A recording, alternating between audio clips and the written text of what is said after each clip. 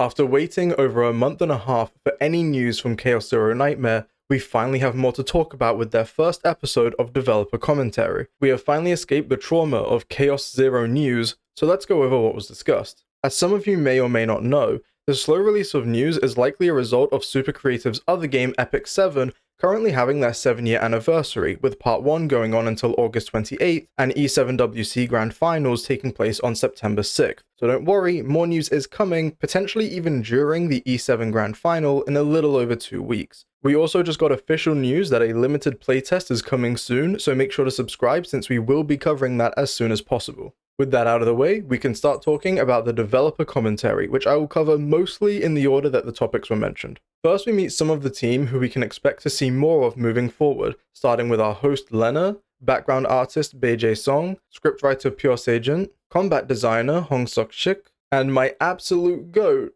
Kiwi. He's a character artist, but more importantly, my favorite person here, purely for his energy and several moments in which he goes off script. So if I may, let me showcase some of the funny moments from Kiwi the Goat. When people gave deep answers about their favorite character, Kiwi had this to say. 아니 왜 유키 마리벨 좋아한다고 말을 못하세요. 그냥 유키, 하루, 마리벨 외우세요.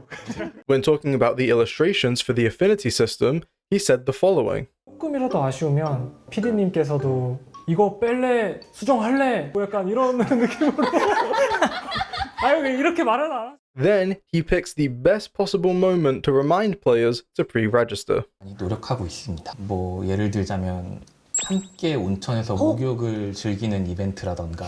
대형 스포. 이거 말해도 되나? 아이고 저런. 너무 잘해. 여기까지만 얘기하겠습니다. 지금 바로 사전 예약. Okay, enough glazing. There's someone else we need to talk about later on, so let's continue. The first topic that is covered talks about the vibe and aesthetic of the world.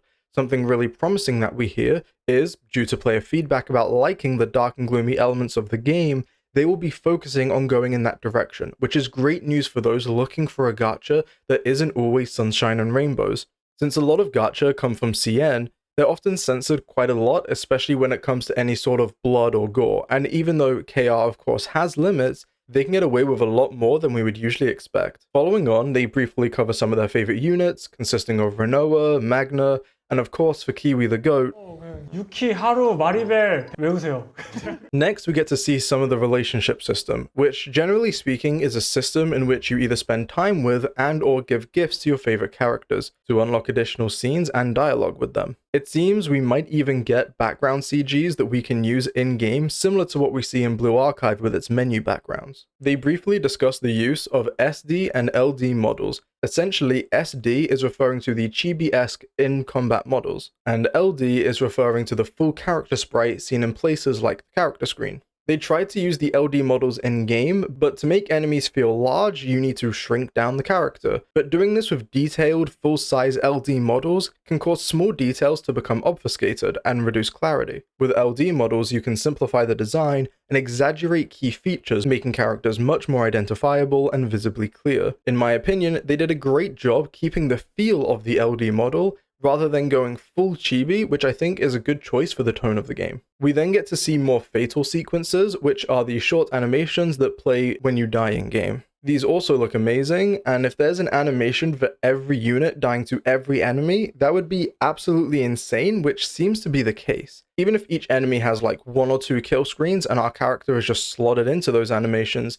that's still a lot of work for a short cutscene that most players will likely rarely see. Next, we learn a little bit about Trauma Code, which is where players can learn more about the backstory of each character and the things they've experienced, but beyond that, we'll need to wait for more details.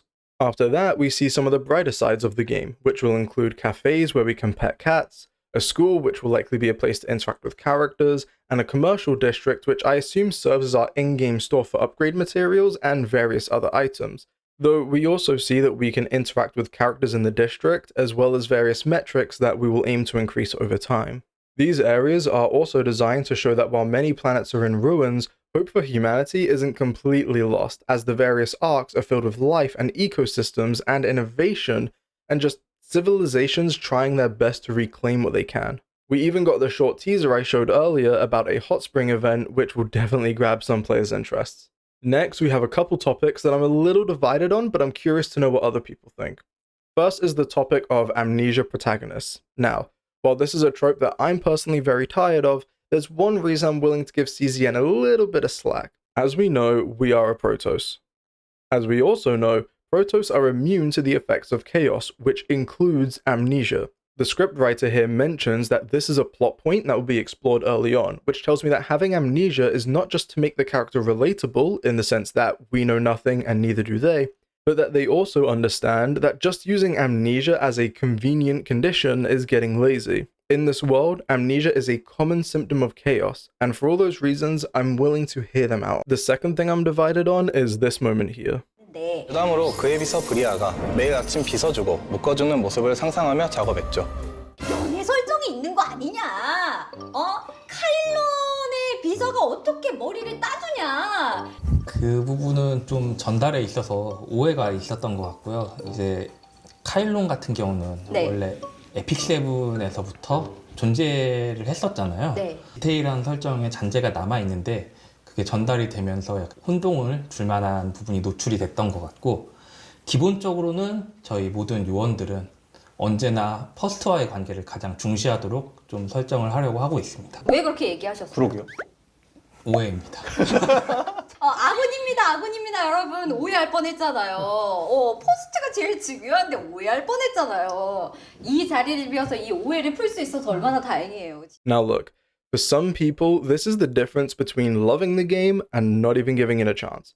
I think it's important to remember that games will cater to their largest demographic and market, which is casual players, typically within the company's region, which in this case is South Korea. I say this because games like Nikkei, Brown Dust 2, and Blue Archive are also by KR devs, and treat the player like the greatest gift this galaxy has ever received, and if they could, would prioritize the main character's scent over oxygen as the primary gas used in respiration. What I'm trying to say is that while I think characters should be allowed to have relations outside of the main character, I also know that this is the nature of many gacha games. So while it's weird for people to be so upset over Bria taking care of Keiron, I'm not super bothered by the situation. I don't see the game going full Harum, but we won't know completely until the game releases. Moving on from that, let's talk about some of the strong positives regarding Chaos and its influences. Chaos exists not just within multiple places, but within multiple times. And this is the driving force of the roguelike side of the game. Depending on our decisions, we could meet gods and deities beyond our understanding, though we could equally end up lost in an unknown abyss. Supporting this is the vast backgrounds that exist within the game. What was originally planned to be around 28 backgrounds has now turned into over 120 different scenes to explore, with influences that include Cthulhu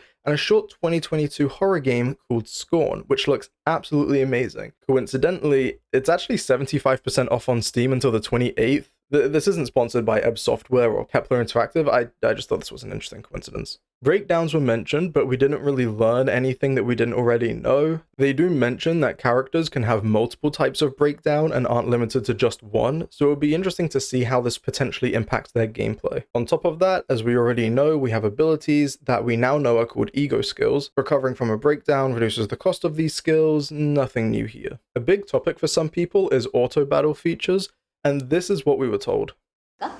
카오스, 그러니까 소위 말하는 로그라이크 플레이에서 자동 전투를 지원하지는 않고요. 세이브 데이터로 플레이하는 파밍을 위한 던전들에서는 자동 전투를 지원할 계획입니다. Honestly, I think this is perfectly fine, especially since in the Protogenesis video, we saw that the story and combat seem to be mostly separated, so if you aren't in the mood to grind but want to experience more of the story, you can, and vice versa. It's also nice that devs seem to understand that there are some things that will get repetitive when you're farming every single day, as a lot of gacha games are. So at least we have auto where it's going to be needed the most. As for difficulty, this is something I think is better to show you the clip of and let you have your own judgment on what it really means. 좀 인지를 하면 될까요? 컨텐츠에 따라서 좀 다를 것 같아요. 높은 수준을 달성해야만 클리어할 수 있는 던전들도 있을 거고, 그리고 많은 성장을 한 이후에도 소위 말하는 이제 덱빌딩 카드류 게임의 고인물 유저분들이 실제로 페널티나 엄청나게 다양한 효과들이 섞여져 있는 컨텐츠들도 마련이 되어 있습니다. 컨텐츠에 따라서 의도를 가지고 열심히 만들어 나가고 있다라고 봐주시면 좋을 것 같아요. So, while it sounds like we will get some pieces of hard content in gacha games normally isn't that hard. Now, I'm someone who will sit and grind out difficult content for as long as it takes to clear. Even if there's no rewards, I just actively seek out challenging content. So what is considered easy to me can be much harder for casual players. My point being that despite mentioning it would be hard for veteran deck builders, I'm curious how true that will really be and if it's casual hard or genuine hard.